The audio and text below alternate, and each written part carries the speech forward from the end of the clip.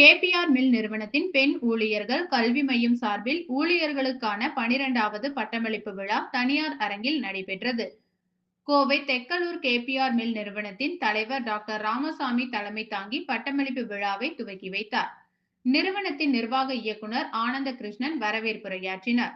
சென்னை உயர்நீதிமன்றத்தின் மதுரை கிளை நீதிபதி ஸ்ரீமதி சிறப்பு விருந்தினராக கலந்து கொண்டு 618 பெண் ஊழியர்களுக்கு பட்டம் வழங்கி சிறப்புரையாற்றினார். இந்த நிகழ்வில் அவர் பேசுகையில், ஒரு காலத்தில் அதிக மக்கள் தொகை கொண்ட நாடுகள் வளர்ச்சி அடையாது என்று கூறப்பட்டாலும் இன்று அந்த நிலை மாறிவிட்டது என்றும், நாட்டில் உற்பத்தி செய்யும் தொழிற்சாலைகள் அதிகரிக்க வேண்டும், நாம் இறக்குமதி செய்யும் பல பொருட்களை நாமே தயாரித்தால் வேலை வாய்ப்புகள் அதிகரிக்கும் என்றார். மேலும் பெண்கள் வாழ்க்கையில் வரும் சவால்களை தைரியமாக எதிர்கொண்டு சாதிக்க வேண்டும் என்றும், குடும்பத்தினரின் நம்பிக்கையை மதித்து முன்னேற வேண்டும் என்றும் அவர் வலியுறுத்தினார்.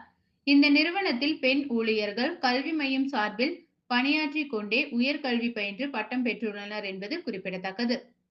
ஒரே காரணம் தான் டீச்சர் ஆனாங்க, சென்னைக்கு வந்தாங்க, எங்க அப்பாவை பத்தி கல்யாணம் பண்ணாங்க, 2 பேரும் கவர்மெண்ட் சர்வெண்ட்.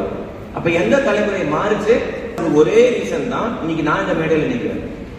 எங்க அம்மா மாதிரி தான் உங்க எல்லாருக்கும் பார்க்க, நாளைக்கு உங்களுக்கு கல்யாணம் ஆகும், உங்களுக்கு குழந்தை பிறக்கும். பாராட்டுகள் காயின் செய்து அதை எக்ஸிபிட் பண்ணி சேர்மனுக்கு நெகிழ்ச்சியான பாராட்டு.